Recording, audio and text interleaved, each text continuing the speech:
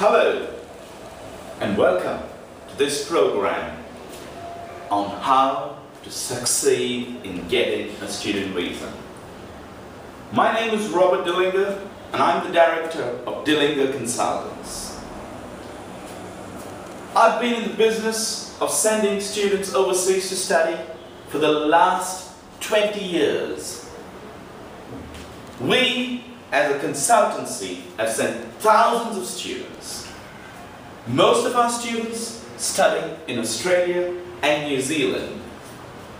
But what's important to understand, that if you're an international student listening out there, if you're a prospective student who intends to go overseas for studies, you've got to understand that you need two important documents to get on that flight to enter the country you intend studying in.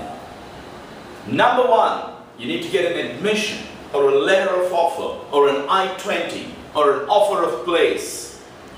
You've got to be admitted, you've got to be selected for the program you're going to, you've got to be selected by the institution you intend going to. Without an admission, you can do nothing. An admission is basically your effort. How you apply, when you apply, what documents you apply with matters for your admission. Do you meet the entry criteria? Have you taken up any entrance test? What is required by the institution? The second most important document is a visa. And I believe a visa is 90% of your effort, your time. A visa decision is not just made by you. Your family gets involved. Your financial sponsors get involved. Your banks, if you're taking an education loan, the banks get involved. Sometimes your chartered accountant gets involved.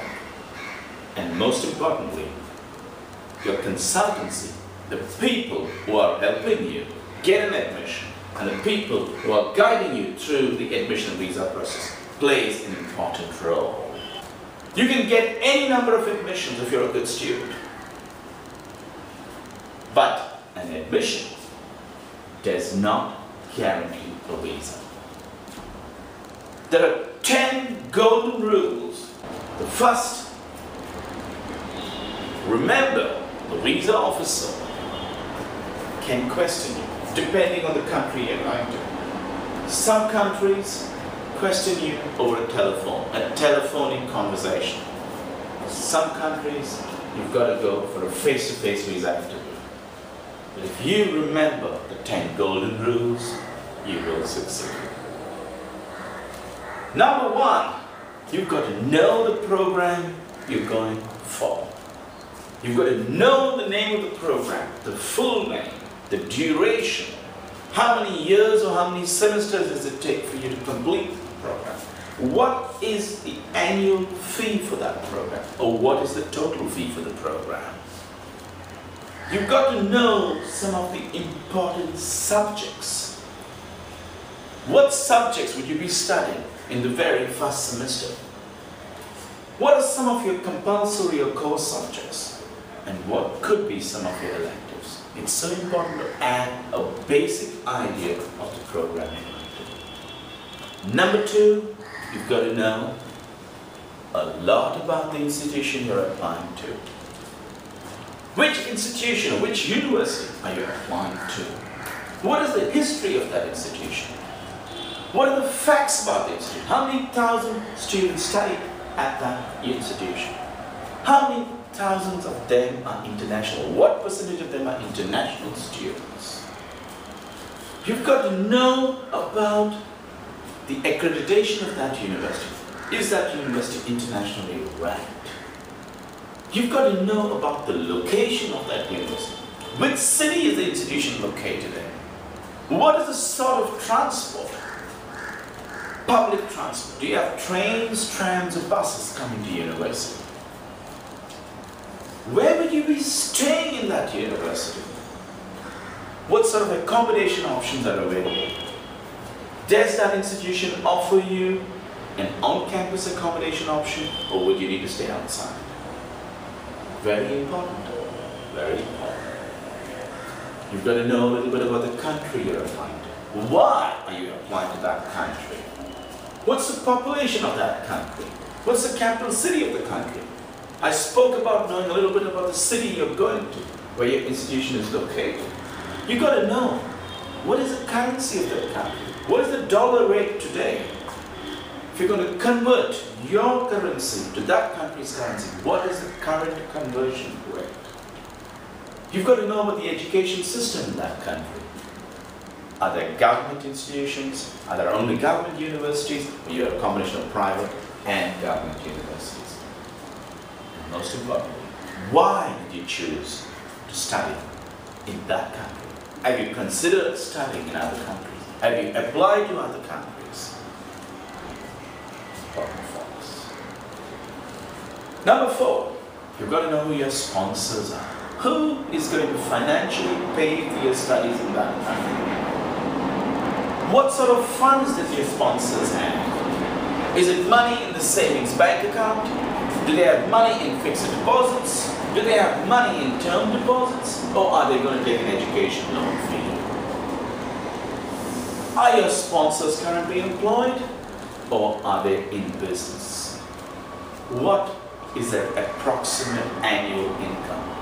Remember, you have submitted your financial documents for your visa.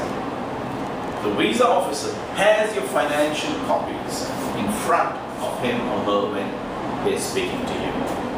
So you've got to know a little bit about that. Number 5, what are the entry tests or entry requirements required by that institution? What entry tests have you done? If it's in English, have you taken a TOEFL or an IELTS? What score did you get? When did you take the test? What score is required by the institution? Very often, the score you have will be higher than the score required by the institution. If you're going for management engineering, have you taken a GMAT or a GRE? You've got to know the score. Number 6, you've got to know your methods of assessment. How are you going to be assessed in that program when you're studying? Most international institutions offer a combination of methods of assessment. You will have individual assignments, you may have group assignments, you will have group discussions, you may have class presentations where you're actually given a specific topic at a specific date and time. When you come before your class and you present it, you will have compulsory library and internet reference work. If you're doing a science or engineering program, you may have practicals or lab work. And you also may have a final examination at the end of that semester. Number 7, you've got to know your working rights as an international student. How many hours a week are you allowed to work? Can you work on campus or can you work off campus? How much can you expect to be paid for every hour of work? What is your hourly rate? Can you work full-time during vacation? There are some countries which don't allow you to work. You should be aware of that. Number 8, what options do you have after you complete your studies? Does that country you're going to offer you a post-study work permit? If yes, how long could you stay and work for? Should you work in your line of study or can you work in any line of study? Very, very important. Number 9, what is your future plan?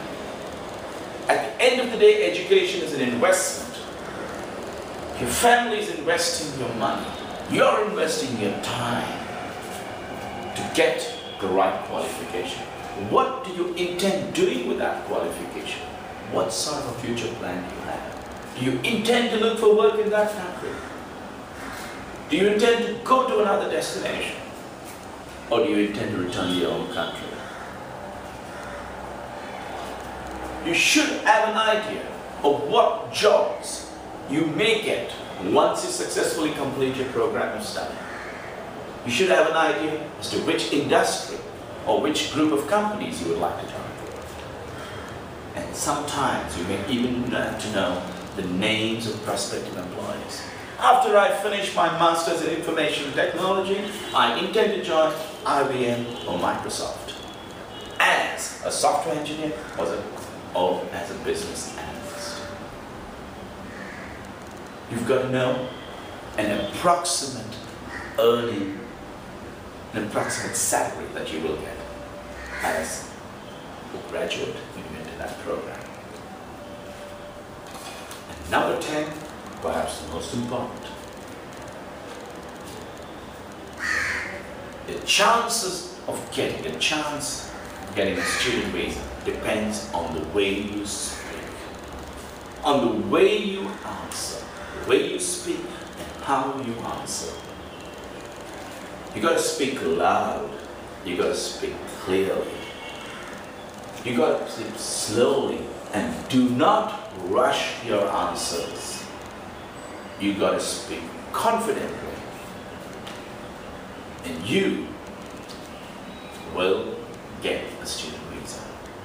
Remember, a visa officer has a right to question you, and you have a right to know these answers. And you have to succeed in getting that visa. Follow my 10 golden rules, and believe me, you will be in a foreign country very soon. Give it your 100%. Good luck. And this is Robert Dilinger signing off. Thank you.